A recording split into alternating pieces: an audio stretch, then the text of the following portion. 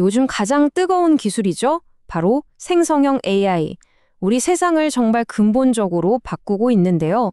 자, 오늘은 이 기술이 가져올 엄청난 혁신은 물론이고 또 우리가 마주하게 될 도전들, 그리고 궁극적으로 어떻게 이 기술과 조화로운 미래를 만들어갈 수 있을지 그 길을 한번 같이 따라가 보겠습니다.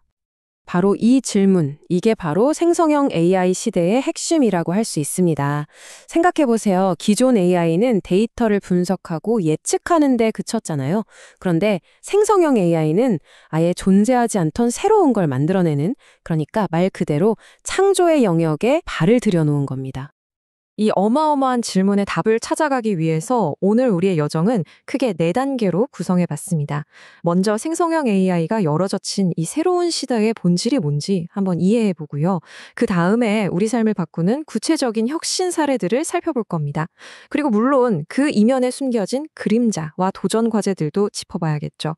마지막으로 인류와 AI가 어떻게 공존할 수 있을지 그 길을 함께 모색해 보겠습니다. 자, 그럼 본격적으로 한번 들어가 볼까요? 첫 번째 장입니다. 생성형 AI의 등장은요, 그냥 단순한 기술 발전 그 이상이에요. 인류 역사에 기록될 세 번째 정보혁명이다, 이런 평가까지 받고 있거든요. 그 의미가 과연 무엇인지 지금부터 한번 제대로 파헤쳐보겠습니다. 자, 이 둘의 근본적인 차이, 바로 이게 이 기술의 핵심입니다. 전통적인 AI는 주어진 데이터를 열심히 학습해서 미래를 예측하는 데 초점을 맞췄어요. 반면에 생성형 AI는 여기서 한 단계 더 나아갑니다. 데이터를 가지고 막 상상하고 가공해서 세상에 아예 없었던 결과물을 창조해내는 거죠. 이게 바로 진짜 패러다임의 전환이라고 할 수 있는 겁니다. 이런 변화를 역사적인 맥락에서 보면 그 의미가 훨씬 더 명확해져요. 한번 보세요. 15세기에 인쇄술이 나오면서 소수만 누리던 지식이 대중에게 쫙 퍼져나갔죠. 그리고 20세기에는 인터넷이 정보에 대한 접근권을 우리 모두에게 열어줬고요. 그렇다면 21세기의 생성형 AI는 어떨까요? 바로 그겁니다. 전문가들의 영역이었던 창조를 이제 우리 모두의 손에 쥐어주고 있는 거죠. 아이디어만 있다면 누구나 창조자가 될 수 있는 시대. 바로 그런 시대가 열린 겁니다. 자, 두 번째 장으로 넘어가 보겠습니다. 그렇다면 이 창조의 민주화라는 게 실제로 우리 삶을 어떻게 바꾸고 있을까요? 이제 AI가 어떻게 우리의 창의성, 업무, 그리고 사회 전반에서 진보를 이끄는 파트너가 되고 있는지 구체적인 사례들을 통해서 한번 확인해 보시죠. 예술 분야를 보면요, AI는 이미 정말 강력한 협업자가 됐습니다. 김태형 감독님 같은 경우엔 AI를 이용해서 시의 문장을 이미지로 만들면서 창작에 새로운 영감을 얻었다고 하잖아요. 바로 이런 겁니다. AI가 아이디어를 구체화하고 초안을 만드는 과정에서 인간의 창의성을 한껏 끌어올려주는 거죠. 이제 기술과 예술의 경계가 허물어지면서 완전히 새로운 창작 생태계가 만들어지고 있는 겁니다. 경제에 미치는 영향은요, 이건 정말 상상을 초월하는 수준이에요. 골드만삭스가 내놓은 예측을 한번 볼까요? 앞으로 10년 안에 전 세계 GDP가 무려 7%나 더 성장할 거라고 합니다. 7%요? 그리고 약 3억 개. 3억 개의 일자리가 이 기술의 영향을 받게 된대요. 이게 그냥 일이 좀 더 편해진다 이런 차원의 이야기가 절대 아닌 거죠. 말 그대로 경제판이 완전히 뒤바뀌는 그런 거대한 변화가 지금 시작되고 있다는 뜻입니다. 이런 거시적인 경제 효과뿐만이 아니에요. 우리 삶의 가장 중요한 문제들을 해결하는 데에도 AI는 정말 놀라운 힘을 발휘하고 있습니다. 예를 들어서 의료 분야에서는요, 유방암 조기 발견율을 13%나 높였고요. 농업에서는 식물 성장률을 21%나 끌어올렸죠. 근데 더 놀라운 건 뭔지 아세요? 이 모든 걸 농약이랑 비료 사용은 오히려 줄이면서 해냈다는 겁니다. 기술이 인류의 삶에 직접적으로 기여하는 정말 멋진 사례들이죠. 하지만 여러분, 모든 혁명에는 그림자가 따르는 법이죠.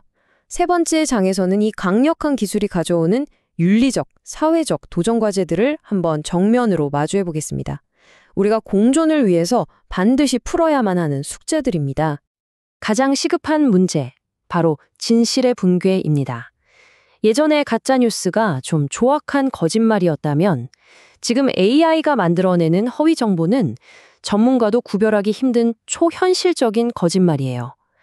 이건 우리 사회 전체의 신뢰 시스템을 뿌리째 뒤흔들 수 있는 아주 심각한 위협입니다. 그리고 이 문제는 더 이상 미래의 이야기가 아닙니다. 이미 현실이 됐어요.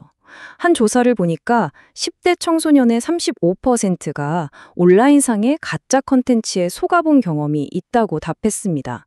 특히 아직 비판적 사고 능력이 발달하는 중인 젊은 세대에게 미치는 영향이 크다는 점에서 미디어 리터러시 교육에 전면적인 혁신이 정말 시급한 상황입니다. 창작의 영역에서는 그야말로 거대한 지각 변동이 일어나고 있어요. AI가 만든 작품, 이거 저작권은 누구한테 있는 건가? 또 AI를 학습시키려고 기존 창작물을 막 가져다 쓰는 건 괜찮은 건가? 이런 질문들을 둘러싸고 지금 실제 법정에서 싸움이 벌어지고 있습니다. 기술과 법, 그리고 창작자의 권리가 정면으로 꽝 하고 부딪히고 있는 거죠. 일자리의 미래도 불확실성의 한가운데에 서 있습니다. 세계경제포럼에서는 2027년까지 약 1,400만 개의 일자리가 순수하게 감소할 거라고 예측했는데요. 물론 그렇다고 모든 일자리가 다 똑같이 영향을 받는 건 아닙니다. 데이터 입력처럼 반복적인 업무는 자동화될 가능성이 크겠죠. 하지만 의사나 변호사처럼 전문 지식을 활용하는 직업은 AI 덕분에 오히려 역할이 더 강화될 수 있고요.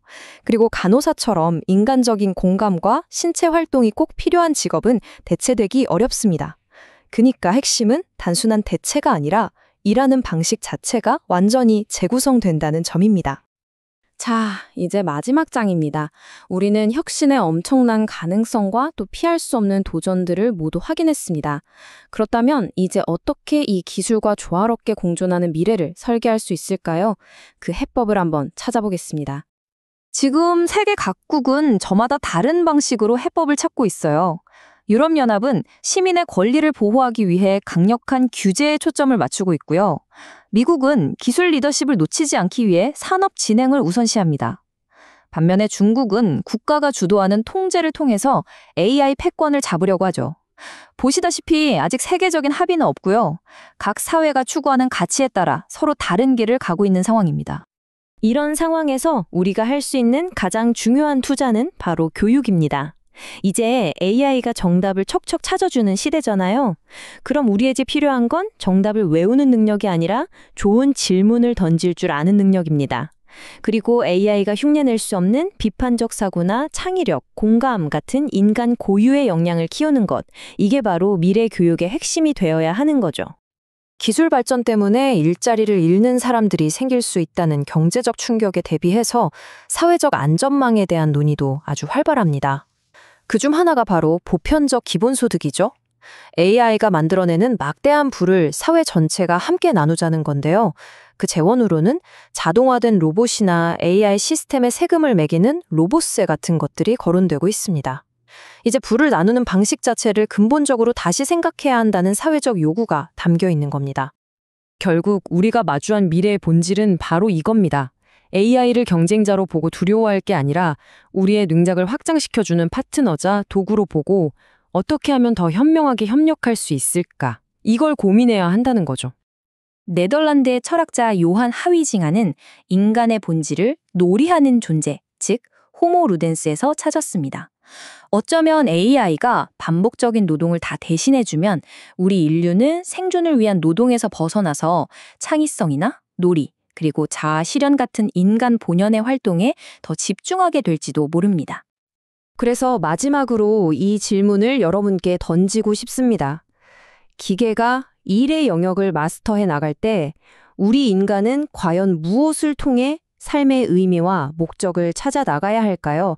어쩌면 기술의 발전이 우리 자신에게 던지는 가장 근본적인 질문이 아닐까 싶습니다.